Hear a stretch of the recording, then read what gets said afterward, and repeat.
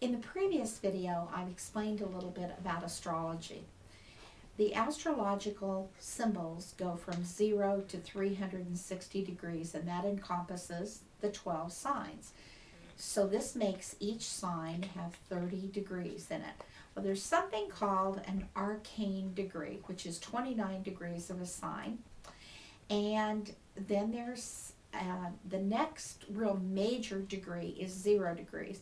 So there's books written on this and a lot said, but let me explain it in English to you, because since 2007 we have been hammered with 29 to 0, back to 29, back to 0. So at 29 degrees, you're getting ready for vacation. You're going to be leaving for 3 weeks. It's the night before you leave. You're getting your bag packed. You're trying to make sure that the dog is taken care of, the paper is turned off, the mail's going to be picked up, everything is in your bag that you need to take with you. Do you have your money? All of those things. Kind of that rush, rush, rush energy at 29 degrees.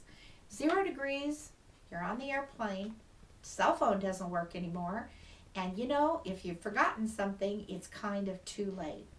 Well, the story of astrology really kind of begins for a lot of us in the early 2000s here, or the astrology that you've been living through the last 3 years, which is monetary crisis. Gotta hate that word, but that's the word that people are comfortable using. Shifts and changes, I would say, changes in the housing market.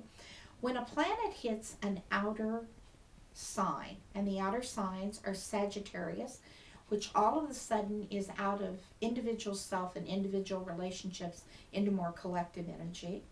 Then the next sign is Capricorn, which is more about social structures, laws, politics, things like that. The next sign is Aquarius, which is a little bit more of the good of the many has to outweigh the need of the one. And the last and final sign of the zodiac is Pisces, which is the dissolving of all that has come before and the recognition that we are all one and very connected. In alignment with this, in the December video, you'll hear me talking about all of the religious holidays in December. There isn't a culture on this planet that doesn't celebrate something in December. So this Pisces says we are all one. We may be doing it different, but we are all one. So January 25th, 2008, for the first time in 260 years, Pluto, the planet of transformation. Remember, planets have a job. Pluto's job is to destroy and rebuild. He is the Darth Vader of the zodiac. He moved out of that 29 degrees of Sag, where he was the late part of 2007, into 0 degrees of Capricorn. And this led us into the elections of 2008. Then, June 13, 2008, Pluto backed up to 29 Sag. So now the airplane has turned around and landed again. And they're not giving you a new takeoff date. And we're all sitting there saying, something has to change. On November 26, 2008, Pluto moved back to Capricorn again, setting the stage for some very powerful political revolutions in this country. So this year we have so much happening at 29 degrees and 0 degrees, because as I talked about the roulette wheel, I explained you'll have this energy in a sign and it bounces into the sign before. This is, you thought you were on your way on your vacation and you're not. So in alignment with this, Saturn, which creates structure, on March 15th, 2009, was at 29 Virgo. Then Saturn, which has not been creating structure very well, if any of you have noticed the last few years, hit 0 degrees of Libra October 29th. Then May of 2010, it bounced back to 29 degrees of Virgo. July 21st, 0 Libra again. So what this means in English is these planets can't kind of seem to get their archetypical energy going. Sag wants freedom and is fiery, and it's like, this isn't working, let's get out of here. Virgo wants perfection, Libra wants balance.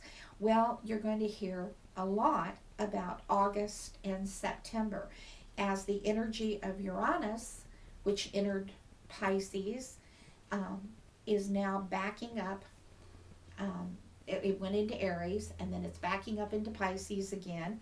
So November 11th, 2011, you're going to see the end of a whole lot of this energy. And the planets that have been strongly involved in this are Saturn, which is trying to create structure, Pluto, which is trying to destroy old systems that don't work, and Uranus, which just wants change. So Uranus finally into Aries the beginning of 2011. By March 2011, this T-square of energy that you'll hear me talking about in August and some of the other energy, the other months, this energy will be gone. And we will be left with something called a cardinal square in 2011 between Pluto in Capricorn and Uranus in Aries. So this is changes for the collective really pushed forward. Now when I say a cardinal signs begin seasons. So Aries begins spring, Libra begins fall, Capricorn begins winter, and Cancer begins summer. So this cardinal square of energy that we've had is almost past.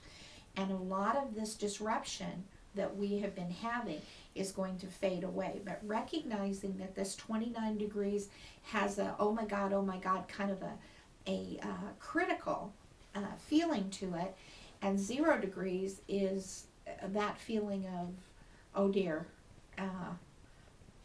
there's nothing I can do about this. That when these planets get out of this energy, and this will be pretty much gone for most of us by March of next year, except Neptune will be doing this between Aquarius and Pisces through 2011 until 2012, but it won't be involved in this square, this rough aspect of energy. So when somebody talks to you about the moons or whatever at 29 degrees, think of that trip.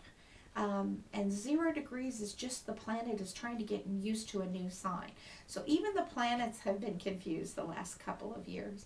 And understanding that might give you a little bit of faith that all of these things are going to clear up. The economy, housing, all of these things will realign in a new way. So I hope this has helped a bit. Namaste.